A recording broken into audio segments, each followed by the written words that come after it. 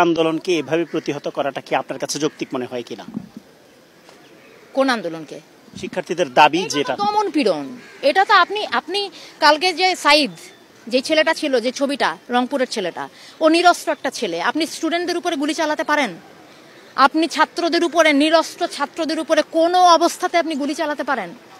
এটার জবাব প্রশাসনকে দিতে হবে। বাংলাদেশের মানুষ এটা জানতে চায় যে আমরা একটা প্রাণের কথা বলবো, একটা দাবি তুলবো, আপনার সেটা পছন্দ না হতে পারে, আপনি বাহাস করেন আমার সাথে, আপনি আমাকে কথা বলতে দিবেন না, আমি কথা বলবো, আপনি গুলি করে মারবেন। ও একটা মায়ের বাচ্চা, ও একটা বোনের ভাই, আপনি ওকে মেরে ফেলছেন। এটা একটা কথা হলো?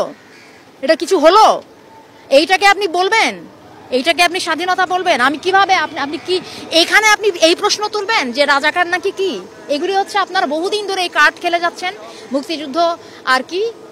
আমাদের এদের অনেকের জন্মই হয় নাই তখন, আপনারা এখনো এদেরকে রাজাকার বলেন। আপনার লজ্জা করে না? আপনারা এই বাচ্চাগুলিকে এই কথাগুলি বলেন? আপনারা লজ্জা করে না যে কেন এই ছাত্র গোষ্ঠী এরকম একটা আপনারা কোথায় কিছু একটা ন্যায্যতার, কিছু একটা অধিকারের কথা বললে আপনারা বলেন যে রাজাকার? আর এই আশ্চর্য কথাবার্তা! আমার স্বাধীন দেশে আপনি আমাকে, আমি আমার ন্যায্য অধিকারের কথা বলবো, আপনি কথায় কথায় আমার মুখে ছুঁড়ে মারবেন রাজাকার, কথায় কথায় ছুঁড়ে মারবেন রাজাকার। এটা কি ফাইজলামি? এটা বাংলাদেশ, এটা অনেক মানুষ, সাধারণ মানুষ এখানে যুদ্ধ করে স্বাধীন হয়েছে। আপনি সেটার, আপনারা সেই ক্ষেত্রে মুক্তিযুদ্ধ বিরোধী কাজ করেন। যারা কথায় কথায় রাজাকার শব্দটা ব্যবহার করেন, আপনারা নিজেরা আজকে বাংলাদেশের স্বাধীনতার পরিপন্থী মানুষ। আপনারা চর্চা করেন, শিখে আসেন, এই বাচ্চাদের কাছে শিখে আসেন স্বাধীনতা যুদ্ধ কাকে বলে। ওরা করছে সংগ্রাম, ওরা রাস্তায়, এবং আপনারাও করেন আপনাদের জায়গায়, দোহাই লাগে, আপনারা আপনাদের কাজ করেন।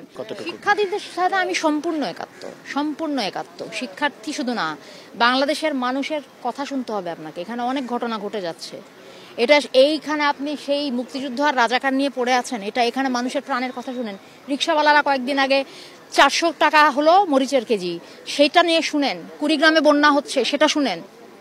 হ্যাঁ, মানুষ একটা মেডিকেল কলেজে গিয়ে দেখেন, সাধারণ মানুষের একটা চিকিৎসা পেতে কি আপনাদের একটা শ্রেণীর মাথা ব্যথা হলে তারা সিঙ্গাপুরে দৌড় দেয়, আর আমার দেশের মানুষ মানে ক্যান্সার হয়ে গেলেও বা বড় বড় চিকিৎসার পয়সা না, এরা করবে না চিকিৎসা।